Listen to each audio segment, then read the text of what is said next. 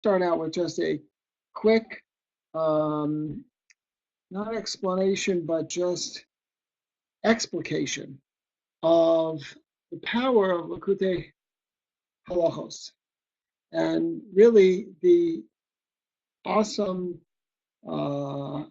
incredible job that Reb Noson did, and why, how it's a little bit how it's structured and why it makes sense. So Rebbe Nachman taught a lot of different lessons in Likutei Moharan. Many of them, as we've discovered over the time that, if you've been listening or attending my online sessions or anybody else's, those Likutei Moharan lessons can be very, very esoteric. And although personally I feel that when I learn them, I get a lot of practical advice from them, but Rebbe Nachman knew that there was a lot more practicality that could be derived from them. As a result of that, he asked Reb Noson, his prime disciple, to apply his lessons, Likutei Moharan, to halacha. Rebbe Nachman was very adamant that someone should learn halacha every day, and that someone should keep halacha to the very best of his or her ability. And that's the baseline. The baseline not only for Rebbe Nachman, but for Judaism. But a person can only do that if they're engaged in the process of learning about halacha. And as a result of that, Rebbe Nachman asked Reb Noson to write a sefer on applying his lessons to halacha. So this way, as a person goes through their day, their week, their year, and they're learning and applying halacha, the person can also think of the lesson in the Likutei Moharan, and that will not only make the lesson come more to life, because it's been applied to the halacha that you're already keeping, but it also gives you a great way to remember the lessons, because now the halacha that you're keeping serves as a mnemonic in a certain sense. So if you learn a lesson on some topic, for example, in the Likutei Moharan, and Reb Noson applies it, let's say, to the mitzvah of Shabbos, or the mitzvah of tzitzis, mitzvah of tefillin, or sukkah, or any mitzvah whatsoever. So not only does it give that mitzvah incredible new meaning and depth and ways to connect to that mitzvah, but it also gives the person the ability to remember Rebbe Nachman's lesson as he's performing that mitzvah, and actualize the import of that lesson in a very real way. And I believe that any student of Reb Noson in Likutei Halachos will observe that when Reb Noson teaches halacha, he doesn't just say, "Oh, let's learn a halacha about tefillin. Okay, well, they need to be made out of the hide of a kosher animal," and then he goes on to some other halacha like kashrus or some other such thing. The answer is no. The answer is that when Reb Noson approaches a halacha, like we're going to see tonight, he looks at it comprehensively, and he dissects and analyzes every single component of that halacha. And as he does so, he's incredibly able to apply Rebbe Nachman's lesson to each part of that halacha. And so a lot of times a person can know a halacha, and if you would go to that person and say, well, why is that the halacha in that situation? There's a good chance that the person will say, I don't know. you know, even if they could quote a pasuk, even if they could quote a Gemara that says it has to be this way, on whatever the mitzvah is, or whatever the halacha is, there's still a good chance that the person won't have the sufficient Talmudic or Kabbalistic underpinnings to identify why the halacha demands that it be performed, that the mitzvahs or the mitzvah be performed in that fashion. So Reb Noson applies Rebbe Nachman's lesson as a core fundamental concept, and it permeates the entire span of the halacha. So to give you an example, we're starting tonight with Hilchos Nesias Kapayim, which is the mitzvah of the Kohanim to bless Klal Yisrael. So I thought of a few questions as a synopsis of the part of the halacha that we're going to do tonight. This is our second to last session for this series. And you'll see what I mean by kind of like the breadth and depth of what Rebbe Noson does. And plus, if you go back to any of the prior things that we've learned, the Birchos Hodah that we learned when someone benches Gomel, we learned about the Tzias Hapas, someone eats bread, we learned about Pikadon, guarding, become a watchman or guard for something. And we also learned about the mitzvah of Prika Uti'ina, of helping your enemy unload and reload his animal. So these are different areas that if you go back and you learn these pieces inside, or you listen to me again or somebody else, you will see that the Noson doesn't suffice himself with saying, yeah, Rebbe Nachman's lesson applies to this halacha and here it is. No, he analyzes it deeply and very meaningfully, every component of those mitzvahs. So here, when we're talking about Birkos Kohanim, a couple of questions that I was able to kind of call or collate on my own was, why the Kohanim? Why are the Kohanim? And I'm not necessarily inviting anybody to proffer a suggestion. This is just as an introduction to hearing what Reb Noson says.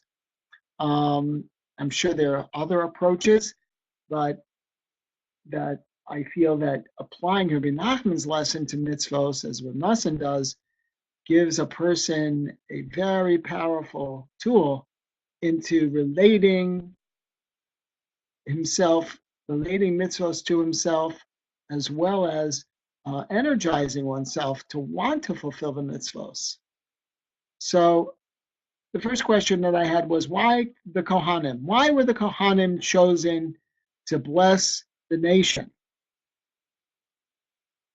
We know that the Kohanim are the ones who get up in front of the shul.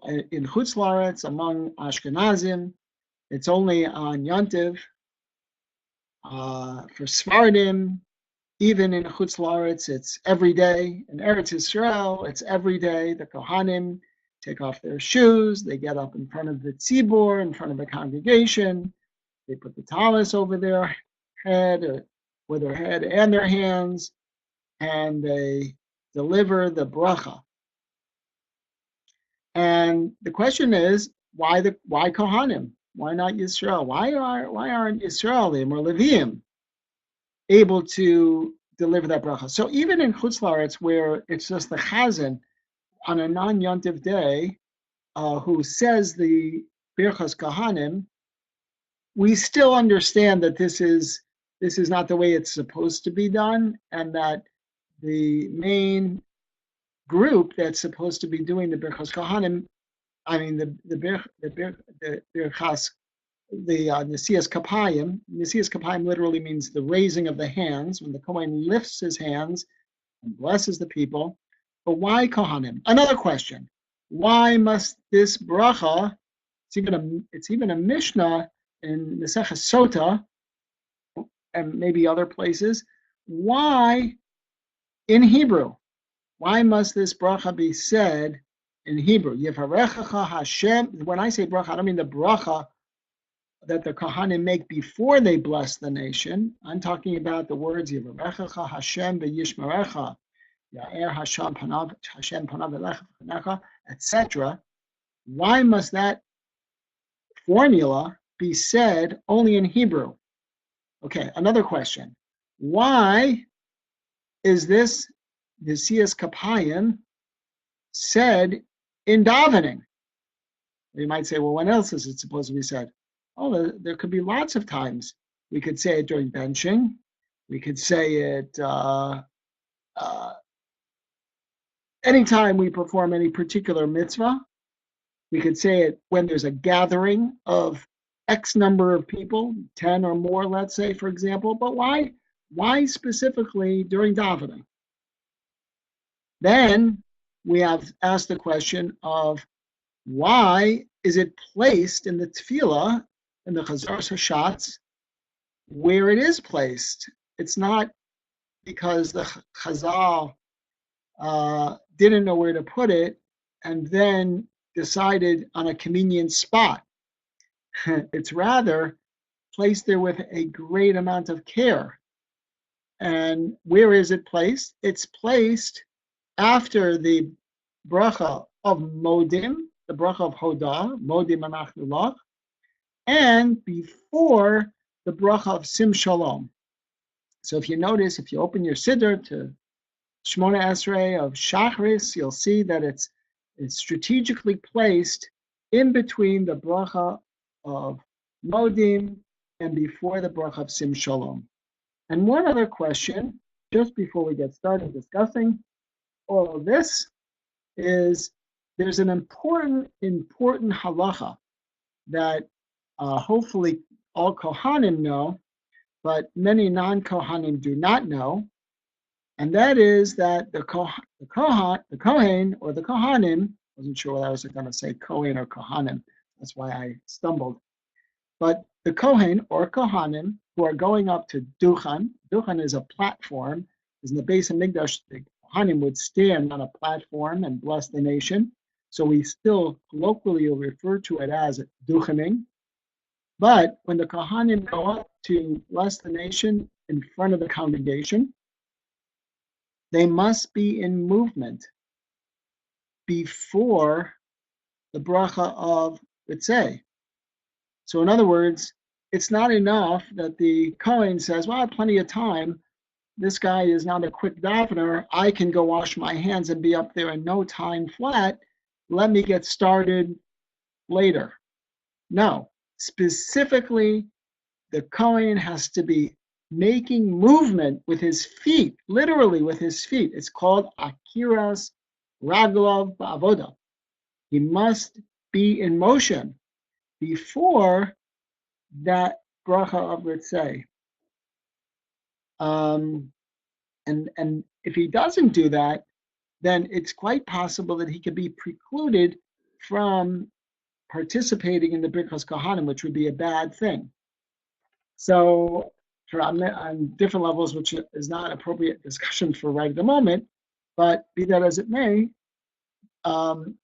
what's the concept of Akiras Raglov, of uprooting his feet? Why must he be in motion prior to the time that it would only require him to get up in front of everybody in time to say the Birchas Kohanim? So what Reb Noson is going to do is he's going to tie into this halacha all of the key points that we have been learning about from Tinyana Beis, and we're going to go through some of the key points tonight, and B'li Neder, Be'ezras Hashem, the rest of the key points next week, which will be our final session. So the first thing is that the Birchas Kohanim needs to be in Lashon HaKodesh, it needs to be in Hebrew, and it needs to be between Modim, Hodah, and Sim Shalom. Sim Shalom means make peace, that there should be peace. It's a bracha for peace. So Reb Noson explains that the Kohen is the paradigm, is the principal person referred to as the Ish HaChesed, the man of kindness, Ish HaChesed. And in sync with what we said in our lesson of Tinyana Beis, Chesed is synonymous with halacha. Chesed, kindness, is synonymous with Jewish law of halacha. Why? Because the Rebbe Nachman, pointed out that a Rebbe who withholds service of himself on behalf of his Talmidim, in other words, the Rebbe declines to allow his Talmidim to accompany him and serve him. Maybe it's a false sense of modesty on the part of the Rebbe, or maybe the Rebbe doesn't want to be bothered by having other people around him or tagging along, or for whatever reason. But a Rebbe who does that is withholding chesed from his Talmidim. Why? Because the Talmidim, by following their Rebbe around, will learn great practical halacha by seeing and observing and participating and questioning their Rebbe about his interactions with the world as he goes about his day and his business. And as a result of that, the Rebbe Nachman teaches us that, and he quotes Chazal, that a Rebbe, a teacher who withholds from his students the ability to learn and glean from him, is withholding chesed. So that's why the Leviim are referred to, not the Leviim, excuse me, the Kohanim. That's why a Kohen is referred to as the Ish HaChesed. And Reb Noson kind of brings it home even more so, because he quotes the pasuk of Yoru Mishpatecha LeYaakov, a pasuk in Devarim, Perek Lamed Gimel pasuk Yud. Yoru Mishpatecha LeYaakov, teach your judgments, your righteousness, your laws, your judgments to Yaakov. And who is that referring to? Who should be charged with teaching Klal Yisrael? Kohanim. The next pasuk Reb Noson quotes is also from Devarim, Perek Yud Zayin, pasuk Tes, and Reb Noson says, "Uba el haKohen o el haShofet," and you shall come to the Kohen or to the judge, Lishol mehem halacha, in order to ask from them the halacha. So what we see from these two psukim, teaches Reb Noson, is that we go to the Kohanim to learn halacha. And therefore, Kohanim who teach us halacha, just like the Rebbe who does allow his Talmidim to accompany him, is doing a kindness for those Talmidim. He's performing a chesed by allowing them to learn Torah. So too the Kohanim are the epitome of the representation of the Ish HaChesed, the person, the man of chesed, because it's from them that Klal Yisrael learns halacha and learns Torah.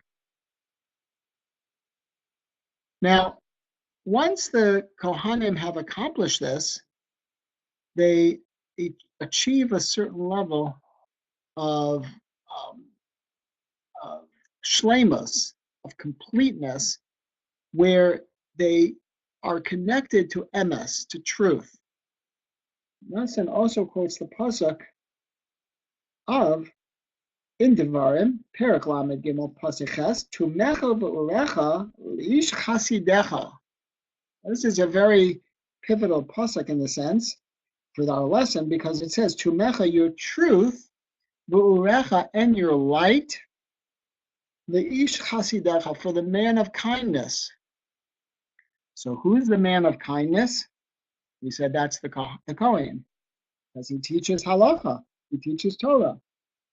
So, but what do we see? But we see that from this pasuk, when it says Trumecha v'urecha, your truth and your light, liish chasidecha, we see that the Ish HaChesed is Zoche to truth and light. So don't read the pasuk just straight from the perspective of the beginning to the end, meaning your truth and your light for the man of kindness, but rather say the man of kindness, the Kohen, who achieved the kindness by teaching halacha, is now Zoche, he merits access to Tumecha v'urecha, your truth and your light. It's the teaching of the halacha that allows the Kohen to grasp onto Hashem's truth and light. So once the Kohen has taught halacha and now has achieved this level of understanding and being connected to Hashem's light and truth, now he comes to a state of having shleimus hadibur, of having perfected his dibur. And that's why specifically the Kohanim are given the job of blessing the nation, because a blessing can only be as powerful as the one who's delivering it. And as a result of that, we want the highest quality bracha we can have. We need the highest quality person. In this sense, it's the Kohen, the Kohanim, because since they learn halacha and they teach halacha and they perform chesed through their teaching of halacha, and that chesed grants them insight and closeness into Hashem's light and truth and wisdom and everything else. As a result of that now their speech as well is perfected. How do we know that? Because Reb Noson quotes another pasuk. Very, very interesting. I bet that that many people know this pasuk, but don't realize the connection that it has. Because the pasuk says, when Moshe Rabbeinu was talking to Hashem at the sneh, at the bush, and Moshe was trying to demur from his mission of going and saving Klal Yisrael from Mitzrayim, not because he didn't, he was humble and he didn't feel he was the most adequate one for whatever reason, but he was trying to demur, to beg out, and Hashem said to him, "No, you're going to go. You're the man, but Aaron, hu yiyeh lecha lepeh, he will be to you as a mouth. He will be your spokesperson." Aaron is Aaron a Kohen. Aaron, Moshe's older brother, became the Kohen.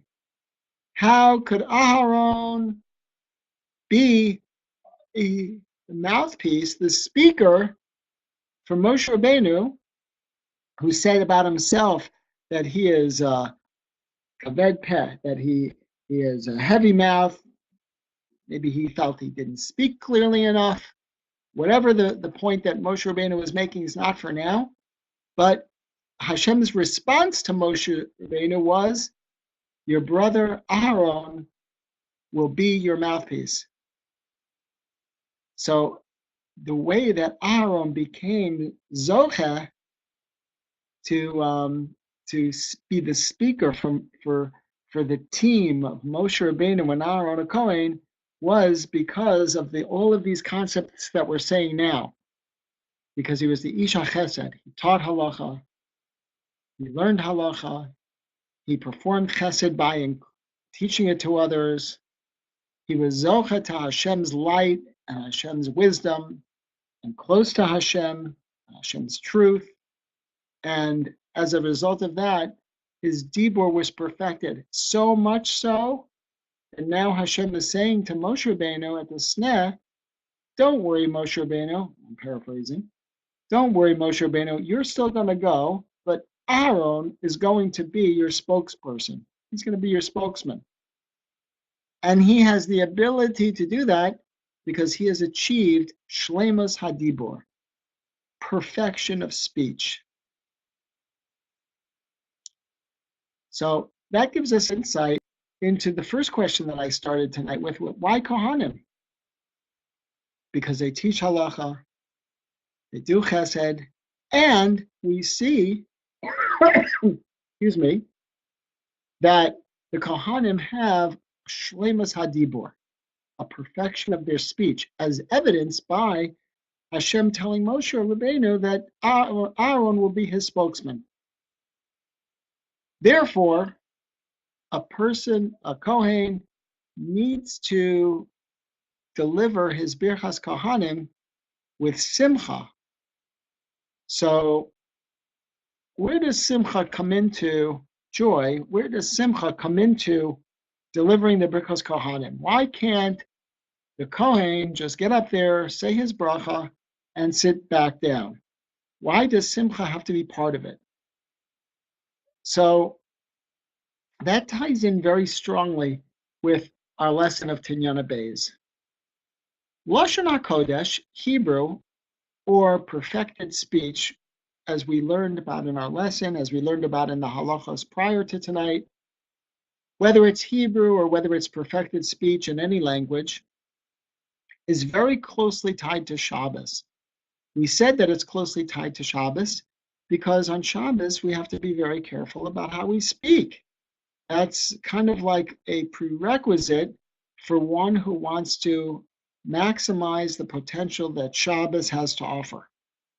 That a person has to be as careful as they can, and don't get discouraged if you fail or you don't live up to your expectations, because it's not easy to change our behavior all that quickly or as quickly as we might like, but just be aware of it and continue to do your best to be aware of what you're saying, what topics you're discussing, etc. And you will see that you'll succeed in many times, and at other times you'll have to remind yourself, but even that is a great effort in Avodas Hashem.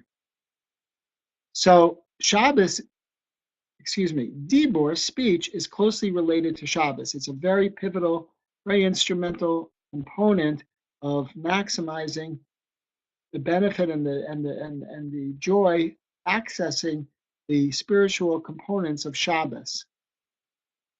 And when we identify, when we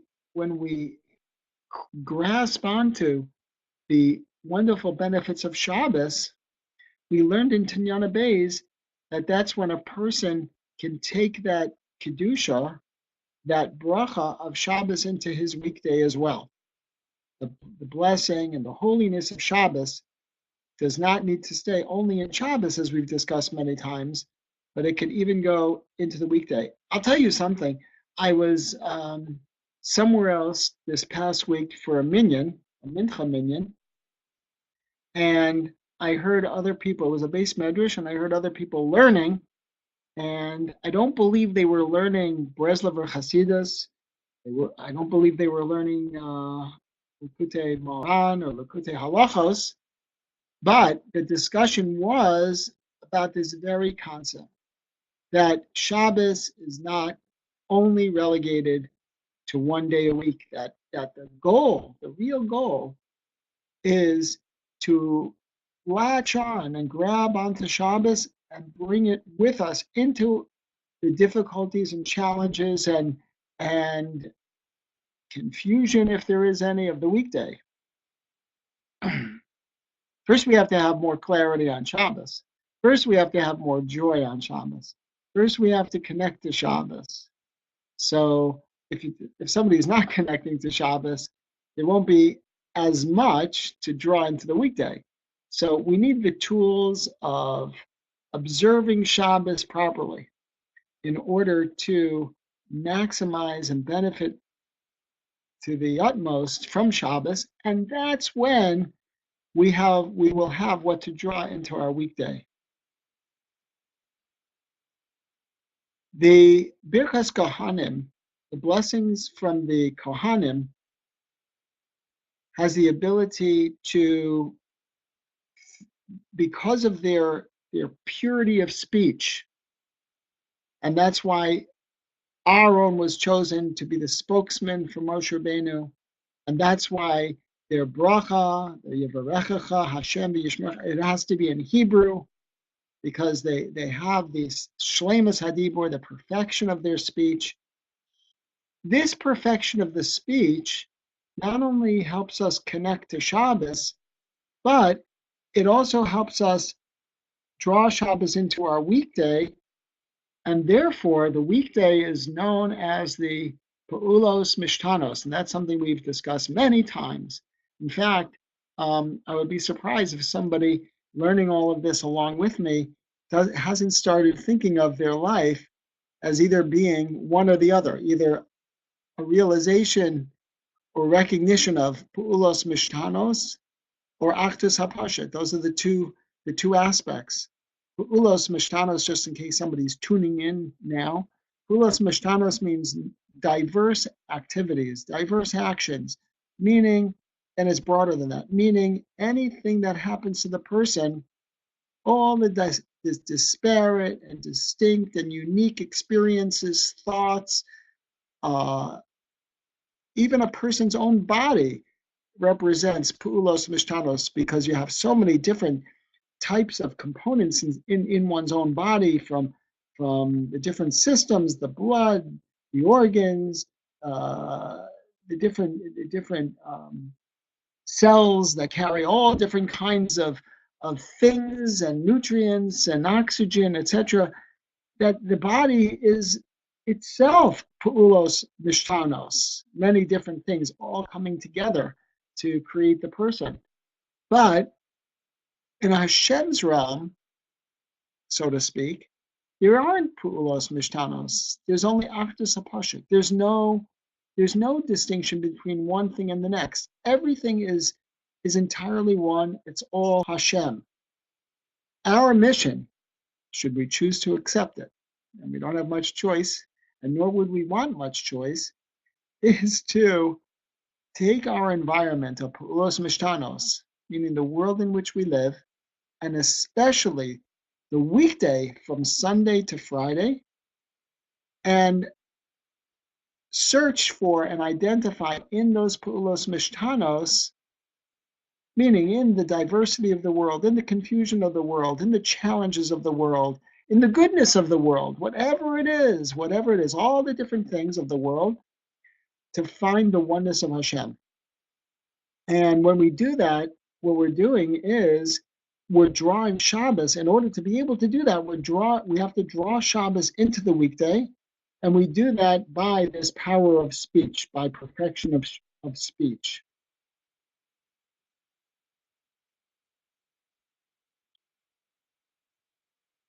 A couple of more points before we end for tonight. We mentioned in the beginning, Kiras Raglov, that the Kohen has to lift up his feet before he begins the avodah. Let's say a Kohen was sitting in the front of a shul and could just stand up right there in front of it. He wouldn't be able to do the avodah. He wouldn't be able to do the bracha. He must be moving his feet and be on the way beforehand. So we said that it says here, the Kohen uproots his feet, he starts walking. Because the main thing, the main thrust of the Birkas Kohanim is all about the avodah. Kohanim are the ones who are charged with the performance of the service in the Beis Hamikdash. A lot of times that service involved korbanos, offering korbanos, preparing them, shechting them, offering them, and then distributing or eating them. So Kohanim were integral to the avodah. Well, tefillah is known as avodah, and the Birkas Kohanim is placed specifically in our tefillos. for that purpose. The Birkas Kohanim is a tikkun for the avoda, meaning during the 6 days of the week, a person works. Work is also called avoda. And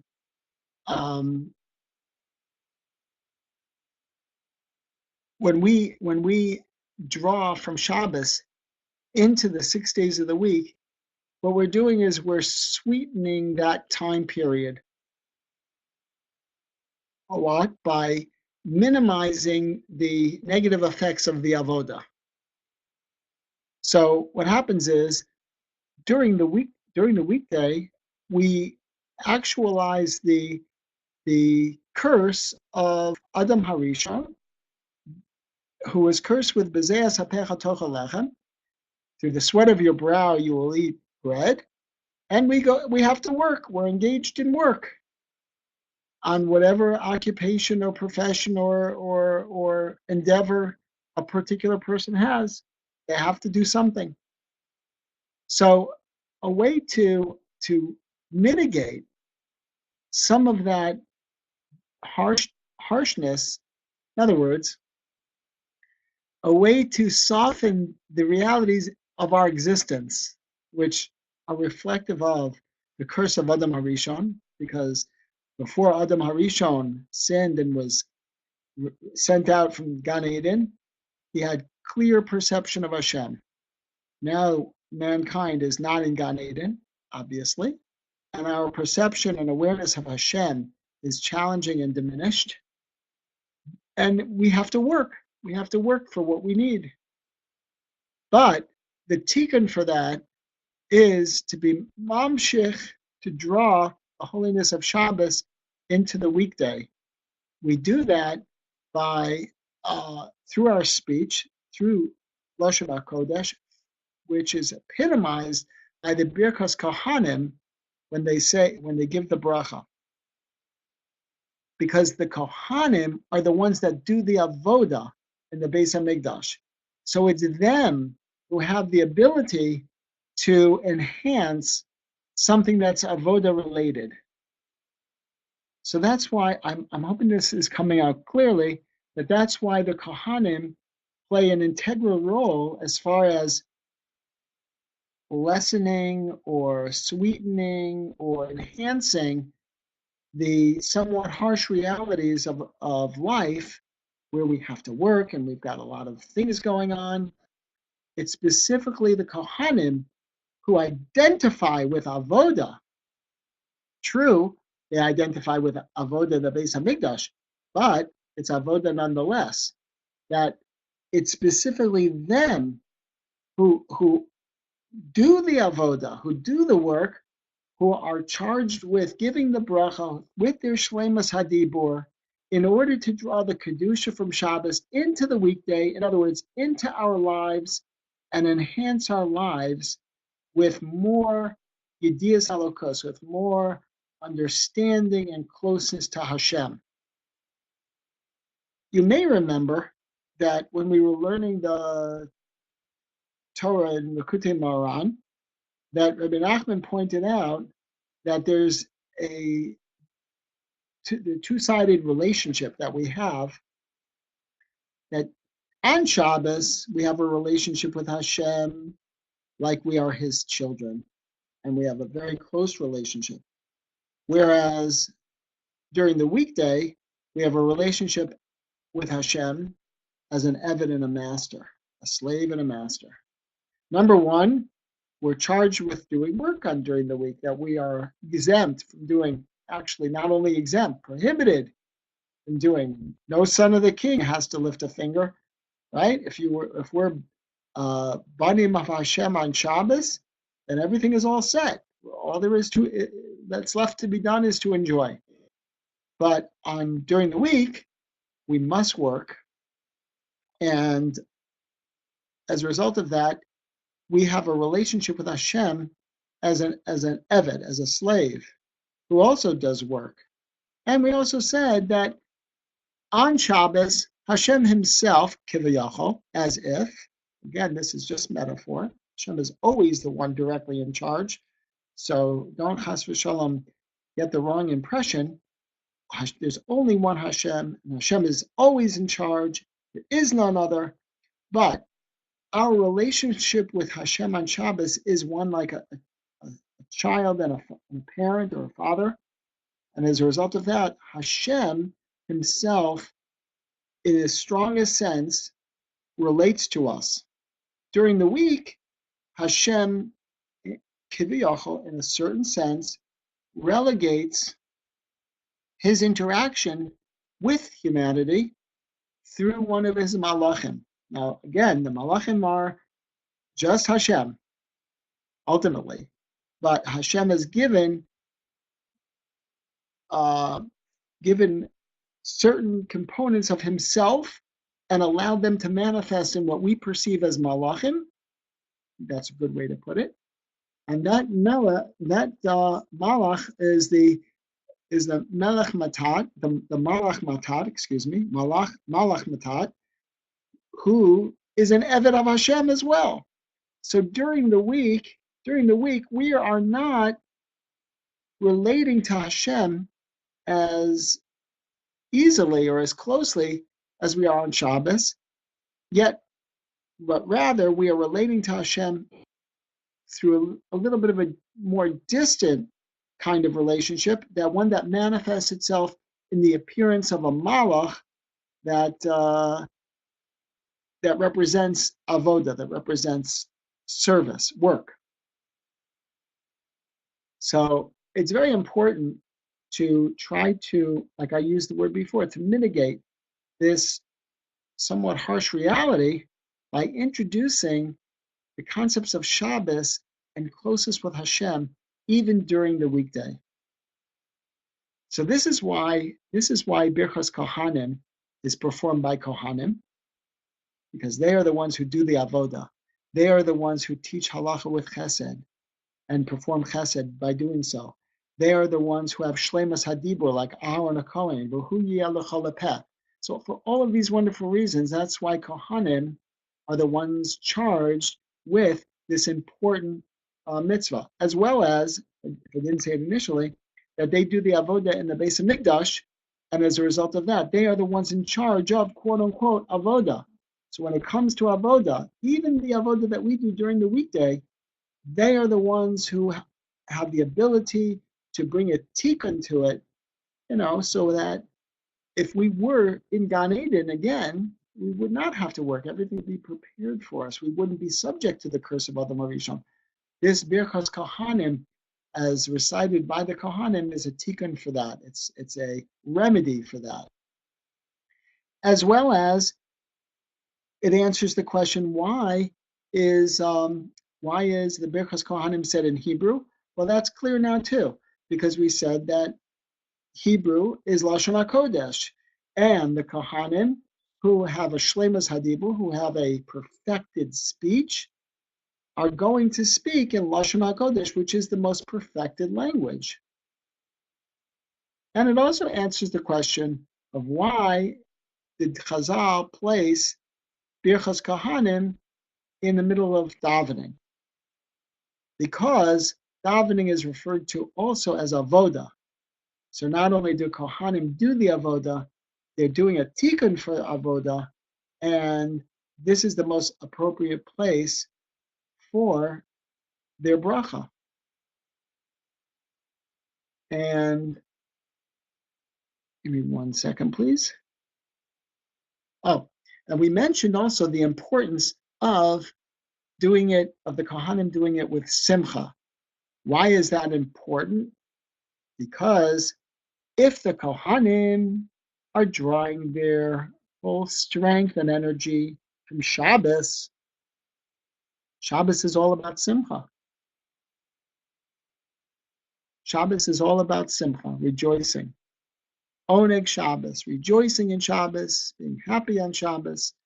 So therefore, if a Kohen wants to deliver his bracha without simcha, it could be a sign, and this is just me editorializing this last part, but it could be a sign that he's not truly tapping into the powers that could make the bracha effective, so much more effective, by drawing Shabbos into it. Let me say it in the reverse, and it'll be a positive statement, and it'll be what Reb Noson says, paraphrased, that when the Kohanim say their Birchas Kohanim with Simcha, it's because they're doing so because they're drawing from the joy of Shabbos and injecting that joy into the rest of reality, whether it's on Yontiv or during the week, but they are taking the joy of Shabbos, the Simcha, and the Oneg Shabbos, and injecting it into the weekday, into the time where we feel like avadim, where we're charged with doing work, and they are enhancing that whole experience to be more connected to Hashem. And therefore, it says in the pasuk, "Ivdu es Hashem b'simcha." You should serve Hashem with joy. And through the Birchas Kohanim, achieved through Ashleimas Hadibor, drawing from Shabbos into the 6 days of the week, this is what will give a person the ability to find Hashem in the multiplicity of experiences that a person has. Now, this is not easy. This is challenging. This is a process. It's something that a person can start working on right away. You don't need to order anything or wait for Amazon to deliver anything, but it's not instant. It does take practice. It takes trial. It takes lots of trial and error. It takes asking Hashem for assistance during hisbodedus, and a person should not be discouraged from doing his best and trying over and over. And as you do that, you will see that over a short period of time, that the quality of your Shabbos and the quality of your weekday is becoming more elevated and more holy, more Hashem focused, and from there, you will continue to only add and add more and more bracha, like the Birchas Kohanim, and Kedusha, like the Kedusha of Shabbos, etc., into your lives.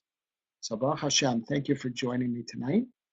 And next week, as I said, will be our last session, and we're going to explore a few more points on the concept of Birchas Kohanim, Yesias Kapayim. Thank you for joining me tonight, and I hope everybody has a wonderful Shabbos. I can wait a couple of seconds if anybody has any comments or questions, or as always, you can feel free to email me, and I would certainly do my best to either answer you or direct you in the right direction, or to share any thoughts that you have.